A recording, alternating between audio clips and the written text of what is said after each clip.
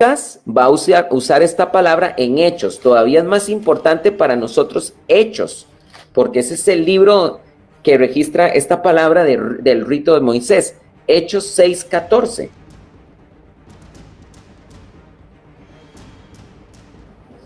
Aquí se están levantando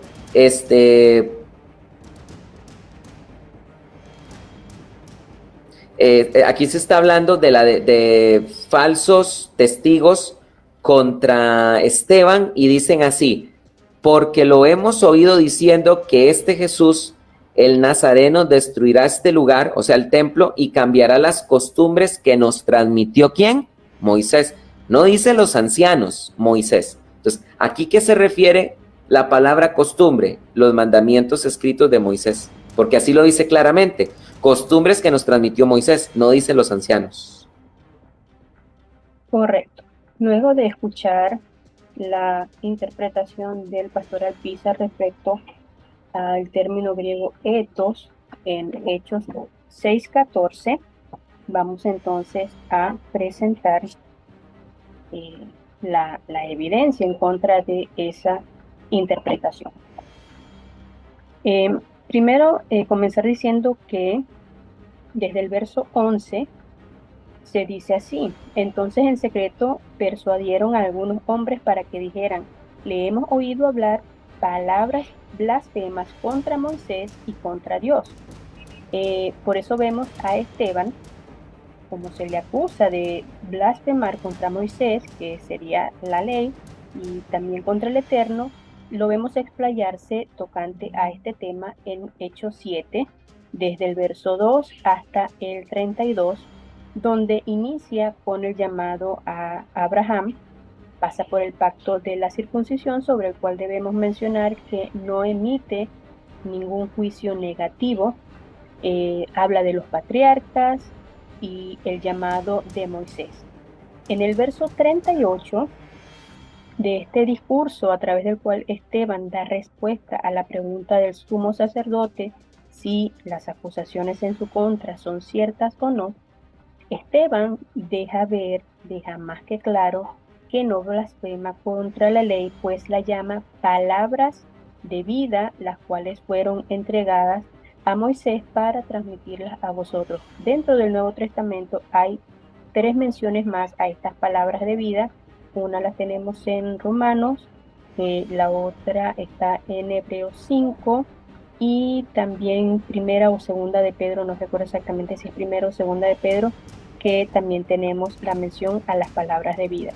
Ahora, esas palabras se hallan en Éxodo 20, que son las escritas en las 2 tablas de piedra, las cuales Israel escuchó audiblemente de parte de los. Luego del capítulo 21 al 23 se encuentra la forma práctica de poner por obra esas 10 palabras, y en el capítulo 24 ya encontramos el pacto, que son los 10 mandamientos en las tablas de piedra y las leyes que fueron escritas por Moisés en el libro del pacto. Esto es la ley escrita. Estas son las leyes del pacto, las que se encuentran en Éxodo desde el 20 hasta el 23, haciendo énfasis en que allí no hay ceremonias ni ofrendas por el pecado, tampoco purificaciones.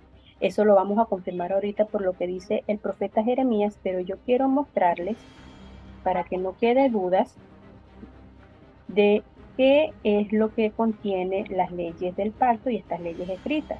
Ustedes pueden ver Éxodo 20, que habla de los 10 mandamientos y habló de todas estas palabras diciendo, aquí se enumeran todas las leyes. Después, el pueblo teme al Señor. En esta sección se dice que como ellos tuvieron miedo por la voz de trueno, pidieron a Moisés que estuviera en medio entre ellos y Elohim para que escuchara esas palabras y entonces la transmitiera a el pueblo. Dice por acá, y lo voy a señalar porque quizás algunos puedan comentar al respecto, dice que verso 24, harás un altar de tierra para mí y sobre él sacrificarás tus holocaustos y tus ofrendas de paz, tus ovejas y tus bueyes. En todo lugar donde yo haga recordar mi nombre, vendré a ti y te bendeciré. Voy a hacer este paréntesis aquí para explicar esto porque quizás algunos pueden decir, oh, ¿cómo que no hay ceremonias ni sacrificios si aquí está hablando de holocaustos y de ofrendas? Bien, el término hebreo que se utiliza acá es misbeach. Lo puede ver en Génesis 8:20, cuando al salir del arca, Noé, construye un altar donde ofrece todo animal y ave limpia.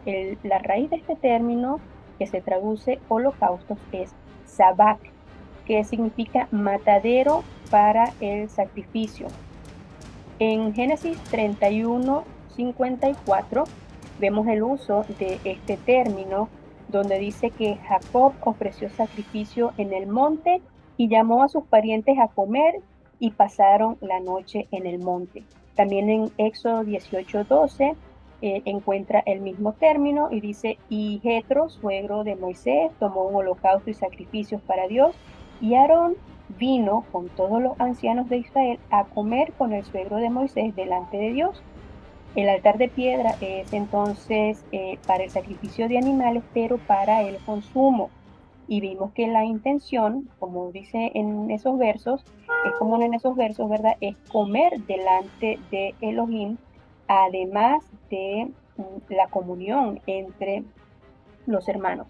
Es interesante destacar también que en Éxodo 3:18, cuando el Eterno dice a Moisés que vaya a Faraón y le diga que deje salir al pueblo, en ese verso dice lo siguiente, permite que vayamos 3 días de camino al desierto para ofrecer sacrificio al Señor nuestro Dios. Nuevamente aquí el término es el que venimos tratando, y el sentido o el deseo del Eterno es simplemente que vayan y coman con Él, que tengan comunión con Él. No está hablando de sacrificios, de holocaustos por pecado, ni al modo que lo hacen las naciones extranjeras.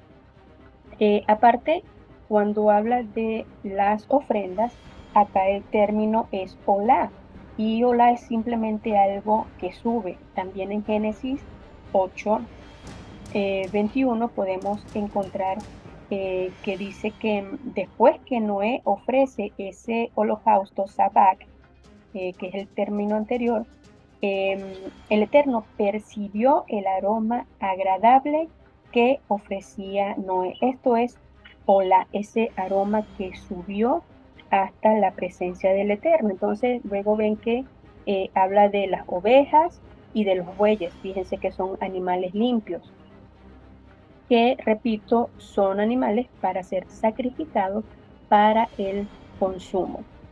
Bien, cerrado este paréntesis que quería hacer acá sobre esto que se señala aquí, importante también destacar, perdón, que este altar, fíjese, es de tierra. Y el altar que se entrega a través de la ley ceremonial es de madera de acacia recubierto con bronce. Aquí entonces es un altar de tierra, también un juego de palabras, pues tierra es en hebreo Adama.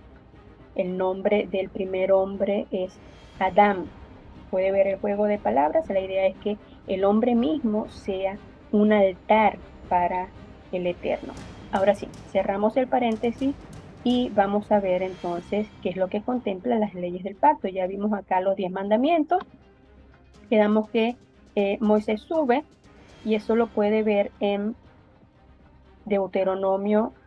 Vamos a poner acá rápidamente Deuteronomio 5, pues esa pequeña sección no se comenta allí.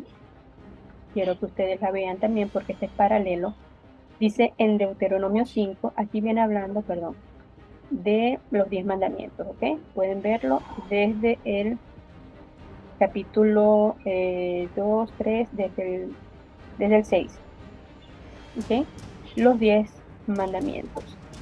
En el versículo 22 dice que después que habló todas esas palabras, desde la densa tiniebla con gran voz, no añadió más, y las escribió en 2 tablas de piedra y me las dio. Más adelante dice que cuando oísteis la voz de en medio de las tinieblas, mientras el monte ardía con fuego, os acercasteis a mí todos los jefes de vuestras tribus y vuestros ancianos, y dijisteis, he aquí el Señor nuestro Dios nos ha mostrado su gloria y su grandeza, hemos oído su voz en medio del fuego, hoy hemos visto que Dios habla con el hombre y éste aún vive. El verso 27, acércate tú y oye lo que el Señor nuestro Dios dice, entonces dinos todo lo que el Señor nuestro Dios te diga y lo escucharemos y oremos. ¿Qué otra cosa les va a decir si ya les he hablado los 10 mandamientos? ¿Ok? Y es aquí donde viene la forma práctica. Eh, Verso 30, ve y diles, volved a vuestras tiendas. Esto es lo que responde el Eterno ante esta petición. Y dice a Moisés, pero tú quédate aquí conmigo para que yo te diga todos los mandamientos y estatutos y decretos que les enseñarás a fin de que los cumplan en la tierra que les doy en posesión. Recuerden esta frase, para que los cumplan en la tierra que les doy por posesión.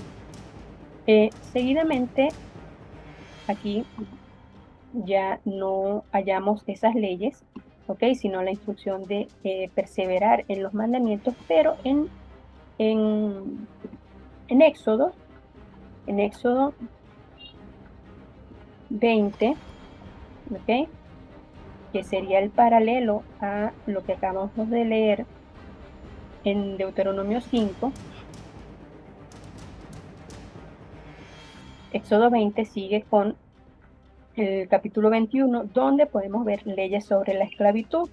Te puedes revisarlas con detalle, verá que no hay ceremonias, sacrificios, alusiones, ofrendas por pecado, holocaustos, nada de esas cosas. Luego leyes sobre el homicidio y la violencia, leyes para los amos y propietarios. Siguiendo con capítulo 22, leyes sobre la restitución, leyes diversas. Capítulo 23, más leyes diversas, fiestas anuales y primicias. Fíjese que todas las leyes anteriores tienen que ver con nuestra relación con el prójimo y las fiestas anuales y las primicias tienen que ver con nuestra relación con el Eterno. Aquí se habla de las 3 peregrinaciones. Y en el capítulo 18 dice, no ofrecerás la sangre de mi sacrificio con pan leudado, refiriéndose a la ley de la Pascua, ¿ok? A Pesaj. Finalmente termina el capítulo con las promesas del retorno a Canaán. Acto seguido encontramos a Moisés y al pueblo prestos para concretar el pacto con el Eterno. Y dice, y Moisés vino y contó al pueblo todas las palabras del Señor y todas las ordenanzas, y todo el pueblo respondió a una voz y dijo, haremos todas las palabras que el Señor ha dicho. Y Moisés escribió todas las palabras del Señor. Levantándose muy de mañana, edificó un altar al pie del monte con 12 columnas por las 12 tribus de Israel. Verso 7 dice, luego tomó el libro del pacto y lo leyó a oídos del pueblo, y ellos dijeron, todo lo que el Señor ha dicho haremos y obedeceremos.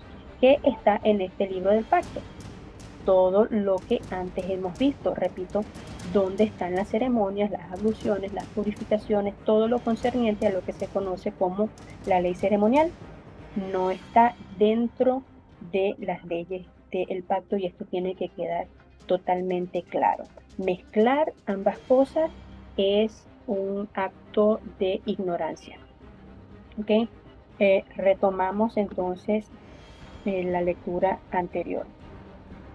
Les decía antes de pasar a aquella lectura que a través del profeta Jeremías podemos confirmar esto.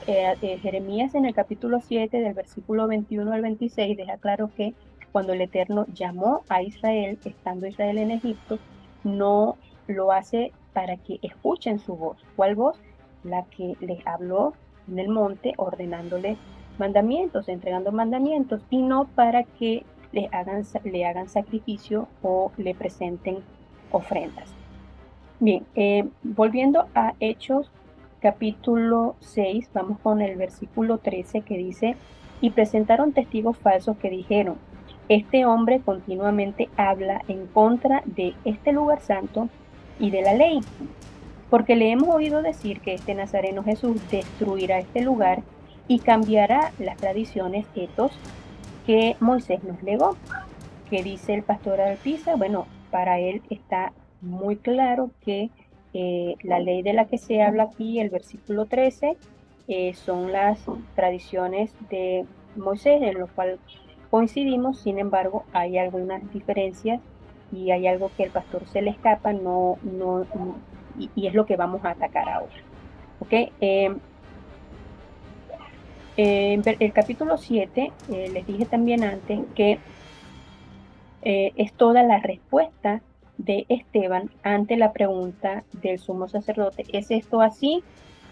Y allí él elabora su discurso. Vamos a utilizar parte de ese discurso para responder y para encontrar, para saber si lo que afirma el pastor Alpizar es cierto o no. ¿Por qué? Porque esto es parte del contexto de estas palabras que, repito, está siendo eh, lanzadas, y estas acusaciones están siendo formuladas por falsos testigos. ¿Qué hacen los falsos testigos? Hablar cosas falsas, decir mentiras. Y eso debemos tenerlo sumamente presente. Entonces, ¿de qué lugar están hablando los acusadores de Esteban? El pastor Alpizar también hizo mención, y es que se están refiriendo al templo, pues están trayendo palabras de Yeshua. Recuerde que a él también lo acusaron utilizando prácticamente estas mismas palabras. Lo puede ver en Juan 2 del 19 al 21, donde Yeshua dijo, destruid este templo y en 3 días lo levantaré. Entonces los judíos dijeron, en 46 años fue edificado este templo y tú lo levantarás en 3 días. Pero él, ¿de qué hablaba? Del templo de su cuerpo. Tenga también presente esto, no lo olvide, porque va a ser necesario que usted lo recuerde. Volviendo nuevamente a Hechos 6, entonces con, eh, podemos decir con certeza que estos testigos falsos, cuando hablan de este lugar santo, es el lugar entonces que sería destruido, ¿correcto? Y que esta ley de la que están hablando son estas mismas tradiciones que ellos atribuyen a Moisés y dicen que serían cambiadas. Ahora pregúntese usted, ¿qué leyes o etos serían afectadas por la destrucción del templo? Reformulo la pregunta. La prohibición que figura en los mandamientos sobre, por ejemplo, levantar falso testimonio, ¿se vería afectado por la destrucción del templo?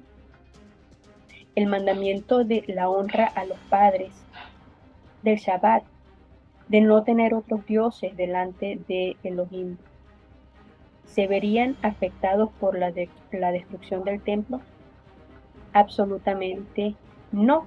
Las únicas perjudicadas serían las ceremonias que ya hemos visto no hacen parte de las leyes escritas tanto en las tablas de piedra como en el libro del pacto. Entonces, estas ceremonias, todo lo que gira alrededor del templo, porque el contexto es el templo, son las etos de Moisés que los falsos testigos dicen les legó y que serían cambiadas. Ahora, por eso decíamos que en eso coincidíamos con el pastor Alpiza. Pero ahora, vamos a preguntarnos también, ¿en qué parte de la ley escrita por Moisés encuentra las leyes del templo? Ya vimos lo que contempla el pacto. ¿Ok? Ya vimos eso. ¿Dónde entonces están las leyes escritas por Moisés tocantes a leyes del templo, que estos falsos acusadores relacionan con etos que Moisés legó? Pues déjeme decirle que en ninguna parte. Y algunos dirán, ¿cómo no? Si está el tabernáculo, del desierto y todas las leyes, claro, eso está allí escrito, pero el tabernáculo no es el templo. Fíjense lo siguiente, en primera instancia, el tabernáculo tenía un propósito temporal, mientras Israel estaba en el desierto. Recuerda cuando leímos los mandamientos que decían para que los pongas por obra en la tierra que te doy en posesión. El tabernáculo, por tanto, era temporal porque Israel en el desierto vivía una vida nómada, ¿ok? Y estaba además aprendiendo a salir de la idolatría y del pecado, de todo lo que vio y aprendió en Egipto.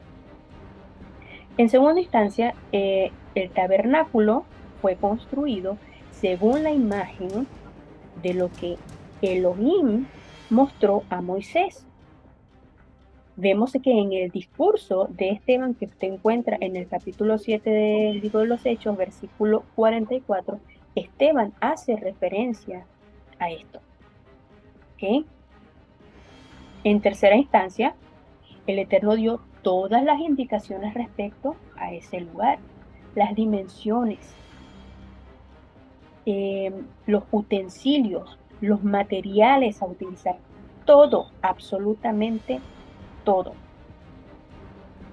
¿Ok? El plan del Eterno era que Israel, como ya dije hace un momento, en la tierra que se le daría, pusiera por obra esos mandamientos. Pero ¿qué pasó? Que durante 40 años en el desierto, Israel desechó los mandamientos y se inclinó fue por un servicio, por el servicio del tabernáculo, que además fue un servicio sincretista. Esteban también lo menciona, ya lo vamos a ver. Por esta causa es que por medio del profeta Ezequiel, capítulo 20, versículo 25, el Eterno declara haber entregado estatutos que no eran buenos. ¿Cuáles eran esos estatutos? Los concernientes a estas ceremonias. Y debemos entender que bueno, desde la perspectiva hebrea, es algo que no cumple la función para lo cual fue creado. Se ve que en el Génesis se dice no era bueno que el hombre esté solo, por eso se le hizo ayuda idónea. ¿Cuál era el propósito o cuál es el propósito del hombre? Multiplicarse. Si no tiene con quién, porque lo que habían eran puros animales, no tiene manera de multiplicarse y perece, por lo tanto, no es bueno. Ahora, ¿cuál es la función del tabernáculo? Pues mantener a Israel sin pecado, limpiarlo de los pecados. Paradójicamente, Israel se hizo inmundo en las mismas ofrendas que se suponía eran para su expiación, y esto lo dice el profeta también. Y justamente por esa práctica sincretista, que también se trasladó hasta el templo más adelante, y el fingir obediencia a través de las ceremonias. Es decir, transgrede el mandamiento, transgrede el pacto, pero va, presenta su corderito, su ofrenda por el pecado, y ya con eso finge obediencia, es lo que dice el Salmo 81. Ahora, lo que les decía de este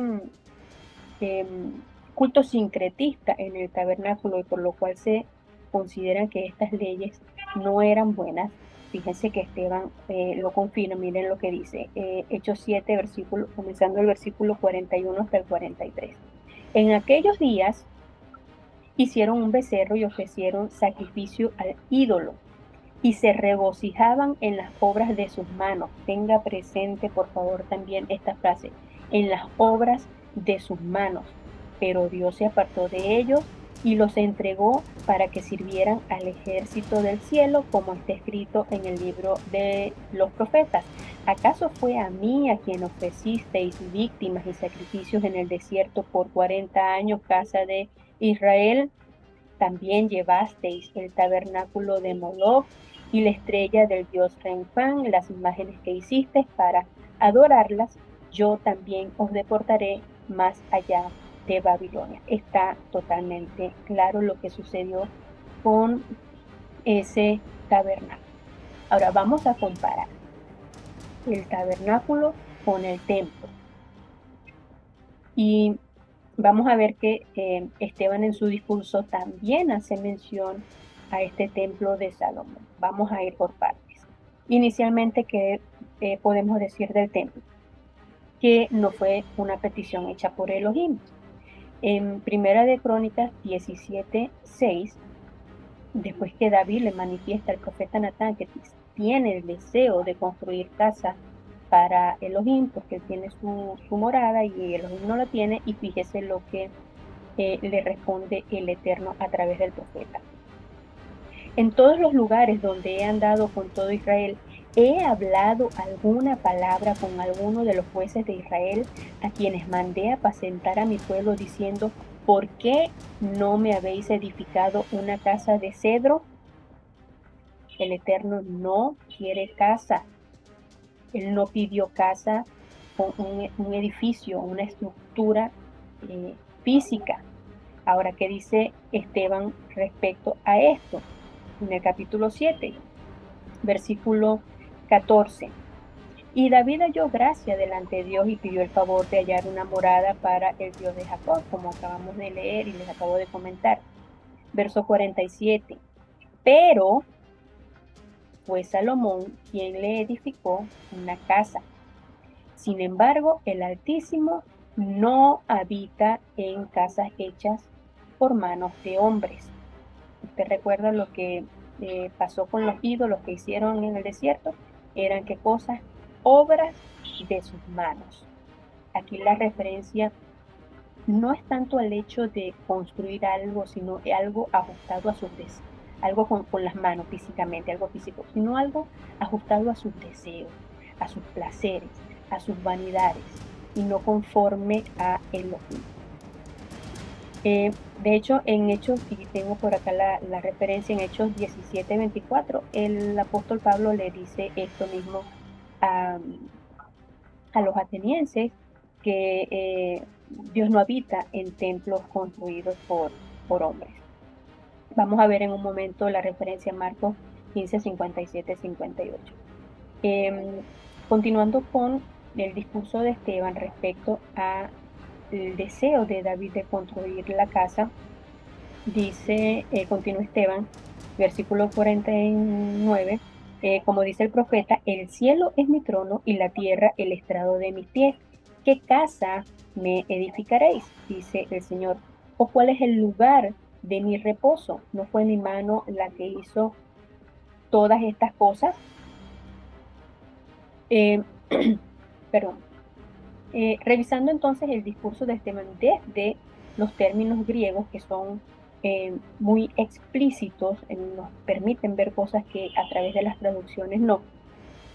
Tenemos que la morada que desea construir David delante de Dios es el Strong 4638, es Kenoma, y que se usa solamente 3 veces en el llamado Nuevo Testamento. Las otras dos están segunda de Pedro 1, versículo 13 y versículo 14, que dicen así: y considero justo mientras esté en este cuerpo, en griego, skenoma, la misma palabra que en Hechos 7 se está traduciendo morada, estimularos recordándoos estas cosas, sabiendo que mi separación del cuerpo, nuevamente aquí, esquenoma, que repito, en el capítulo 7 se traduce morada, del cuerpo terrenal, es inminente, tal como me lo ha declarado nuestro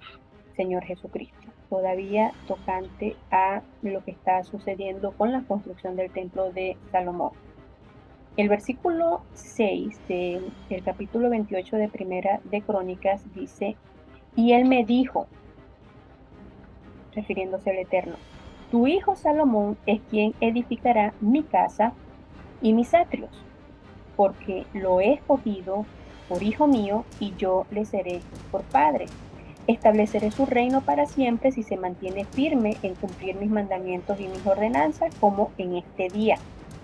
De manera que ahora, en presencia de todo Israel, asamblea del Señor y a oídos de nuestro Dios, guardad y buscad todos los mandamientos del Señor vuestro Dios para que poseáis la buena tierra y la dejéis como heredad a vuestros hijos y después de vosotros para siempre. Ahora fíjense que yo tengo por acá marcaditas en amarillo, casa y atrios.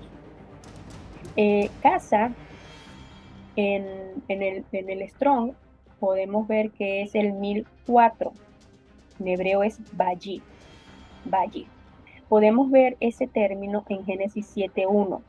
Entonces el Señor dijo a Noé, entra en el arca tú y todos los de tu casa, porque he visto que solo tú eres justo delante de mí en esta generación. Génesis 12:1. Y el Señor dijo a Abraham, vete de tu tierra, de entre tus parientes y de la casa de tu padre a la tierra que yo te mostraré. Deuteronomio 15:20. Lo comerás tú y tu casa cada año delante del Señor tu Dios en el lugar que el Señor escoja.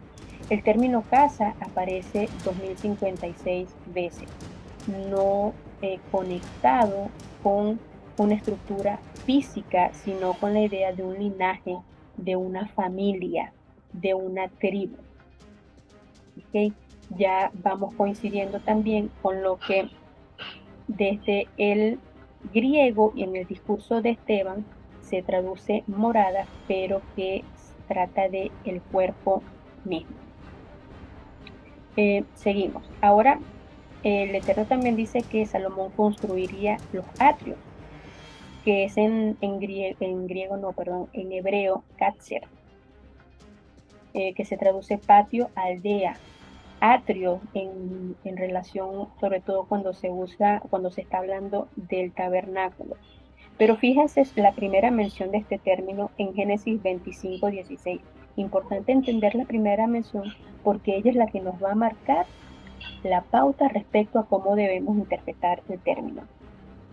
Dice el versículo así, estos son los hijos de Ismael y estos sus nombres por sus aldeas. Aquí es en hebreo Katzer, lo que en Primera de Crónicas 28:6 vimos que se tradujo atrio. Y por sus campamentos 12 príncipes según su tribu. En Éxodo 8:13 dice, y el Señor hizo conforme a la palabra de Moisés y murieron las ranas de la casa, de los patios, ok, es el término aquí, de los patios y de los campos. Una vez en la tierra de Canaán, en el libro de Josué, el término aparece 32 veces, allí les he colocado algunas de esas ocasiones. Lo importante a destacar es que dentro de la tierra que fue entregada, donde se suponía Israel debía obedecer y guardar los mandamientos, siempre el término que en Primera de Crónicas 28:6 se traduce atrio, aquí se traduce villa o aldea. ¿A dónde voy con todo esto? En que nos cuestionemos entonces, ¿qué fue lo que quiso construir David? Analizando sus palabras desde los términos en griego y en hebreo. ¿A qué se refería Elohim? Analizando los términos nuevamente desde el griego y desde el hebreo, no desde las traducciones. ¿Se refería a un lugar físico de piedra? No. Se refería a aquello que logró el Mesías al unificar al pueblo en su cuerpo. Pero ¿qué hizo Salomón? Construyó construyó una casa, un lugar físico. Pero aún allí, en ese lugar físico, ¿cuál fue la orden? Guardad y buscad los mandamientos del Señor. De no ser así, el reino le sería quitado, y eso fue justamente lo que ocurrió. También respecto al templo de Salomón, no vemos que el Eterno indique o dé instrucciones o algún diseño. El templo de Salomón fue construido según el deseo de Salomón. Por eso, el templo es el producto de manos humanas, construido con manos humanas. ¿Ok? No son las ideas de los el propósito de Elohim con ese lugar, es el propósito de Salomón, lo que busca, lo que persigue Salomón como hombre. Es interesante entonces aquí, si les voy a mostrar el paralelo de Juan 2, 19, 20, ¿recuerdan? Donde Yeshua es acusado de que le hemos oído decir que destruirá el templo. Pues bien, Marcos también relata ese suceso y lo hallamos en el capítulo 15, versículos 57, 58. Y Marcos hace aquí una acotación interesante.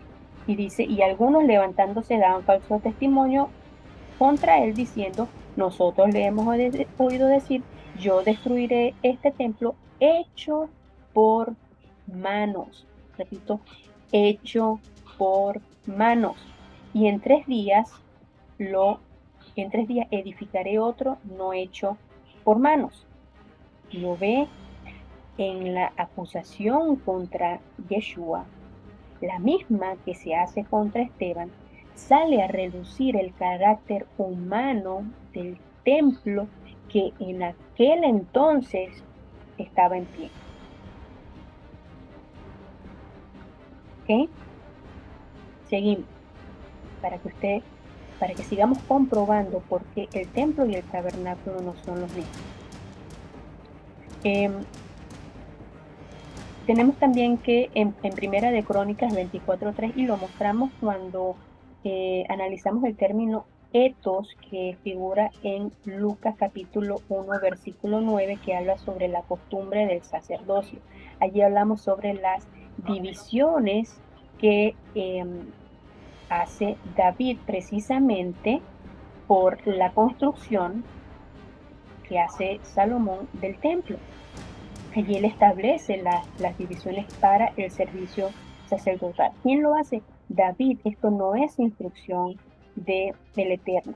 Aparte está diseñado como una habitación permanente, mientras que el tabernáculo era temporal, mientras Israel estaba en el desierto. Repito, en la tierra de Canaán, Israel debía guardar los mandamientos, y si guardas los mandamientos, no transgredes, no tienes por qué presentar ofrendas por el pecado. Por tanto, el tabernáculo y todo lo que allí se oficia es innecesario. Número 5, este templo de Salomón, construido por Salomón, también fue empleado para un culto sincretista. Usted puede ver en, en el libro del profeta Ezequiel, se detallan también estas cosas, y este punto lo dejo ver porque el mismo Ezequiel deja claro, como vimos antes, que en las leyes que no eran buenas son estas que estamos viendo aquí. Ahora, finalmente, el templo de Herodes. ¿Quién diseña el templo de Herodes? Sabiendo también que Herodes ni siquiera era descendiente de Jacob, sino de Esab. Entonces, si a David, siendo conforme al corazón de Elohim, no se le permitió construir un lugar, ¿qué diremos de Herodes? Aquí vemos entonces nuevamente las manos de hombre donde el Eterno no puede habitar, y donde el Eterno de hecho no habita. El templo de Herodes era también una ampliación del templo de Zorobabel, del que fue reconstruido por los que venían ya del exilio una vez acabado la deportación en Babilonia, y que este templo era en dimensiones más pequeño y además más modesto que el construido por el de Salomón. El de Herodes fue una construcción según que la moda y el deseo del rey. Valga mencionar que la sección del Cajal era más del doble de la habitación del templo de Zorobabel. Vemos modificaciones acá importantes. Las dimensiones de este templo también era de 2,5 veces hasta 3 veces más grande que la del templo de Salomón. Vemos la vanidad aquí reflejada por todas partes. Herodes incorporó diferentes galerías patios y pórticos. Estaba muy presente la influencia griega. Una de las cosas más importantes, no estaba el arca del pacto. En el templo de Herodes, repito, no estaba el arca del pacto, y que es la que representa la presencia de Elohim, el arca del pacto que tiene las dos tablas de la ley, que tiene el maná y que tiene la vara de Aarón que reverdeció, perdón.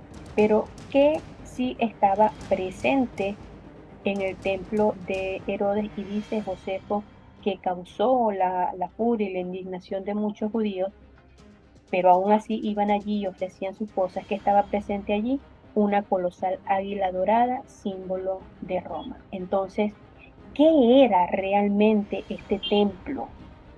Que hasta cierto punto podemos ver como que había cierta idolatría, un celo, a veces quizás no del todo sano. ¿Ve? ¿Se está dando cuenta de lo que está pasando aquí?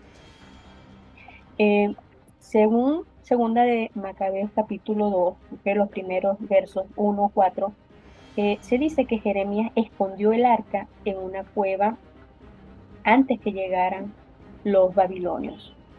Recientemente, en las cuevas del Qumran se encontró un rollo llamado del cobre, el rollo del cobre, donde porta un mapa que se considera puede ser la guía, o donde los puntos que están allí marcados se consideran son lugares donde fueron escondidos algunos tesoros, entre ellos posiblemente el arca.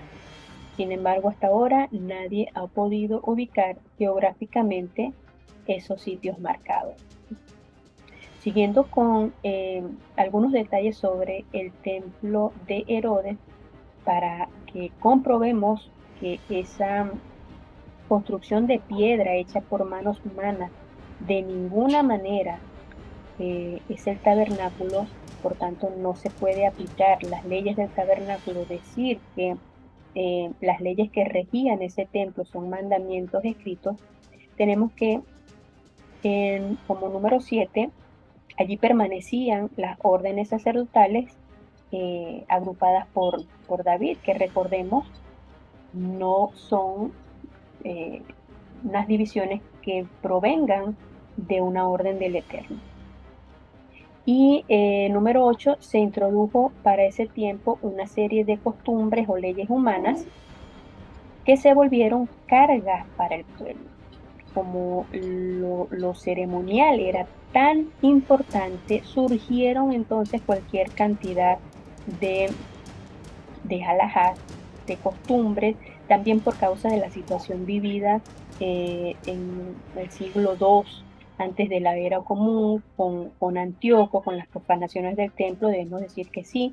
Sin embargo, lo que se introdujo no deja de ser una tradición humana que terminó siendo una carga. Por ejemplo, en lo que respecta a las mikvaot que eran usadas para las purificaciones requeridas para presentar ofrendas o esos lavados rituales para poder acceder al templo. Aquí se utilizaban estas mikvaot, que son especies de piscinas, y que hasta ese siglo II, antes de la era común, por ninguna parte, ni la evidencia arqueológica, ni histórica, ni de ningún tipo, da fe de que esas estructuras existieran antes, durante el primer templo. ¿Okay? Sin embargo, desde el siglo I antes de la era hasta el siglo I-III después de la era o de la era común, vemos innumerable referencia rabínica sobre estas mikvaot, y para todo lo concerniente a los lavados rituales. Hasta un tratado entero del Talmud existe para eso, y lo vamos a ver más adelante eh, cuando comentemos sobre Hechos 21-21. Entonces, ¿qué podemos decir después de lo que hemos visto? Que el tabernáculo y el templo, más aún hablando del templo de Herodes, que es el templo en cuestión en Hechos 6:14, no son lo mismo, no rigen las mismas leyes. Como les dije hace un momento cuando iniciamos, pretender mezclar las leyes del pacto con todas las ceremonias, con lo que ocurre en el templo en el siglo I de la era común, es una prueba de ignorancia de las escrituras, de los contextos. Entonces, podemos ver con todo esto que lo practicado en el templo, esas leyes a las cuales se hacen referencia en Hechos 6:13 y que se vinculan con la etos de Moisés en el versículo 14, que es el siguiente, son las del templo, las cuales queda totalmente claro, no son mandamientos escritos como asegura el pastor Alpizar en una exégesis de 30 segundos. Claramente la observancia judía se había vuelto tradición de hombres, que los falsos testigos pretendían avalar añadiendo el nombre de Moisés a esa ecuación. Pero Esteban en su discurso los pone en su sitio. Esteban, con sus palabras, les dice, quienes blasfeman contra Dios, contra la Torá, contra Moisés, son ustedes, que como los padres siguen negados a obedecer. Lo puede leer en Hechos 7, ya los últimos 3 versículos de ese discurso. Esteban les dice, así como rechazaron a Moisés, porque él lo dice en su discurso, que Moisés fue rechazado, después dice, versículo 52, que rechazan ahora y asesinan además al justo, a Yeshua. Les dice además que recibiendo la Torá por disposición de mensajeros, aún así no la guardan. Entonces, el mensaje de Esteban es sumamente claro. Ustedes son los blasfemos, ustedes que rechazan la ley y que pretenden servir al Eterno con estos humanas que pretenden achacar a Moisés en un lugar que representa a Roma, en un lugar que representa el deseo humano de Herodes, un edomita.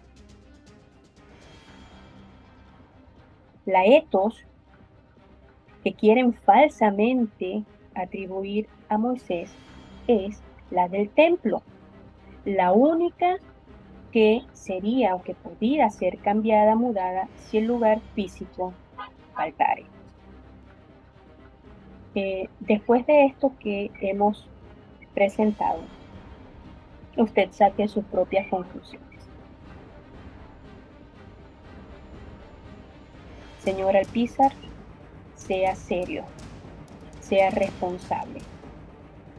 Etos, en el contexto de Hechos 6:14, no hace referencia a mandamientos escritos, sino a costumbres humanas, que bien podrían ser halajá, que bien podrían ser mandamientos de hombres, que bien pueden ser tradiciones de hombres, no mandamientos de Dios. Que encontramos que no guarda relación con los mandamientos. Si deseas que esta información llegue a otros, entonces ya sabes lo que debes hacer. Dale like, comparte. Derribemos ese hombre de paja que ha erigido teología paulina respecto a este término etos. Muchas gracias.